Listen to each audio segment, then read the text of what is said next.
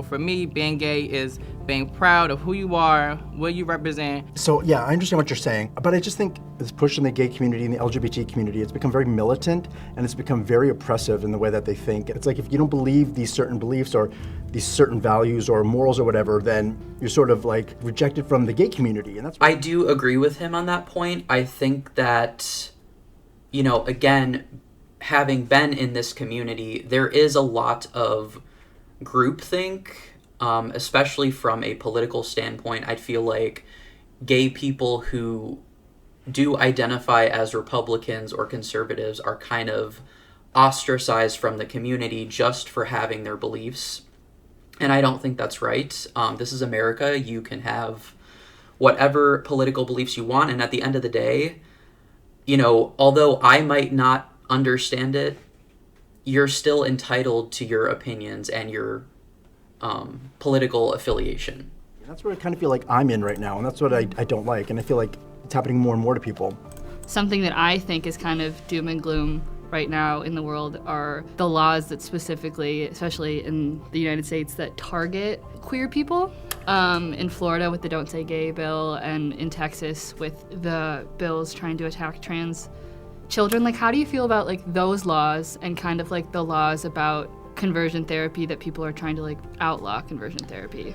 So I believe that this whole ban on conversion therapy, I feel like it's a huge waste of time. I feel like it's sort of being used as a distraction. The thing is, conversion therapy is something that some people are willingly choosing to go into because they're not content with like their sexuality or the way things are going in their life. Not everyone was there because they struggled with same-sex desires. There was like men that had been cheating on their wife and they had, obsessions or addictions to porn. So they want to work on these issues, Mm-hmm. And I think what's even worse than conversion therapy is this active push to like ban conversion therapy, because I think the government is using that as a way to suppress the voice of like the church or certain therapists and not allowing them to say what they want to say and believe what they want to believe. And I feel like that's even worse than conversion therapy, is trying to control what people say. I actually, strangely enough, agree with him on this. I personally don't think that conversion therapy should be illegal. And some people might be like, oh my God, how can you say such an egregious and terrible thing? Oh my God. Look, the thing about conversion therapy is that for the most part, it takes place in the context of religion. I consider it to be a religious practice. And, the First Amendment guarantees us freedom of religion in this country.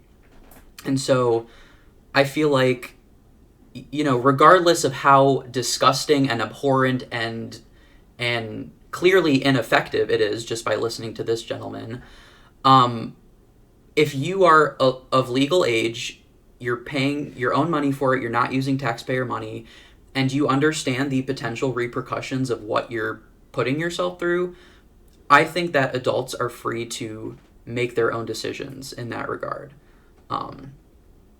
So that's where I stand on that. People think people should be able to explore that if they want and decide if it's right for them, because I feel everyone's situation is different. If you could press a button and become straight, would you? Yeah, probably. Why? So I'm 40, almost 41. Things aren't necessarily bad in my life, but I feel like I've kind of done this whole gay thing, and if I could change it, I'd be like, yeah, change it, because I'd like to see what it would be like to be straight and have a wife and have kids. Yeah, I'll share that. I did some form of conversion therapy myself. Mm-hmm. For years, ever since I was a kid, I prayed that God take this sin away. Mm-hmm. It wasn't until I got to a place of real depression, similar to you, except my answer was to lean into who I am. And I was laying in my bed, depressed. My skin started changing colors terribly. See, and this is what the gaslighting manifests into, right? Like, you're told for so long that you're this horrible sinner just for being you. And I honestly have so much respect for gay people who are Christian or any part of any religion that deems their lifestyle a sin. And their ability to, reconcile who they are and their authentic feelings with the faith that they want to be part of. And yeah, there are always going to be, fundamentalists and literalists who are never going to accept your lifestyle and never think that there's a place for you in the church or wherever. But I think at least coexisting in this space with those individuals is important, and showing them like, hey, I'm not going anywhere. You can make room for me. That might trigger them, but hey, some people need to be triggered, right?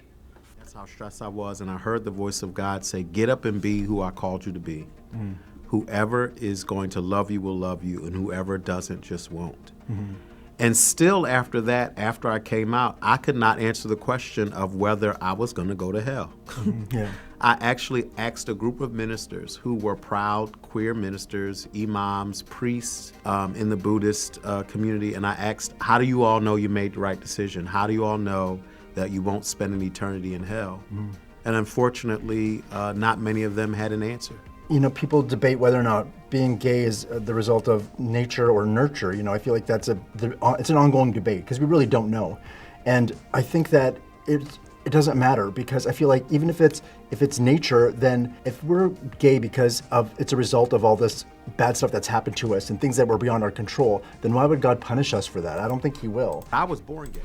I really hate this talking point of like, oh, well, people just turn out gay because, you know, they had a rough childhood and, you know, maybe they were abused by a family member, or, you know, they didn't have a strong relationship with their father, they didn't play sports, you know, like all that BS. And again, all of that is just rationalization and confirmation bias to people who already think that being gay is a negative thing, right? So now they've just concocted these excuses in their head that they can attribute to why someone is gay and say, oh, well, you know, you just went through all this negative, traumatic stuff in your life, and the end result was this. That's why you turned into this horrible sinner. You know, again, gaslighting, confirmation bias, religion, I don't know. I was born gay. Nothing bad happened to me, no traumatic experience. And what I learned in how being gay became the biggest sin in the world is because of messaging. Right. The word homosexual did not get into the Bible until 1946. You talked about building a relationship with God, and you felt being gay kept you from that relationship. What changed? At that time, I still viewed being gay and homosexuality as a sin, and I felt like sin is what separates us from God. What changed? I came back to my faith, I would say, about 3 or 4 years ago, and it's been a positive experience. And I've sort of made peace with this whole idea that I have to change my sexuality, my sexual identity, if I'm going to be a Christian, because I don't feel like it's necessarily as big of a deal as people make it out to be in our culture today. And I don't think that it's as big of a deal to God. It's not. Plot twist, it's not. That's a good note to end on. I mean, this man has obviously endured some really traumatic shit in his life. And again, for him, it seems, and really in general, it seems like religion is such a double-edged sword because it can provide a lot of value in someone's life, right? It can give them a sense of purpose, a sense of community, a sense of comfort, but by the same token, it tells them to repress their happiness and lie to themselves, and it really just dictates how they live their life. And I just feel like, you know, for gay people in particular, it tries to mold them into something that they're not, just to fit, like, their religious framework. You know, so that they can, you know, attain this arbitrary standard of moral righteousness. So it sounds like Christianity has played, you know, a positive and a negative role in this man's life, and I certainly hope that it was more of the former. There's this push in our culture to like be obsessed with like, am I gay, am I straight, and then if I'm gay I have to have gay sex and have a gay lifestyle and like be, you know, do these things, and it's not necessarily the case. They just need to maybe chill out and kind of let things happen organically and not stress about, you know, what label they have or what their sexuality is. Hi, how you doing? Chris, nice to meet you. Good to meet you. Thanks for coming. Let things happen organically. Okay, I'm sorry. I wanted to end this video on, you know, a positive note where I was kind of agreeing with him, but so you're saying to let things happen organically. I mean, you did let things develop organically, and your religion told you that you were a horrible sinner and that you need to change.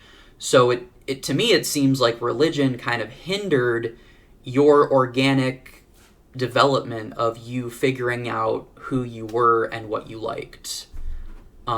Just my opinion.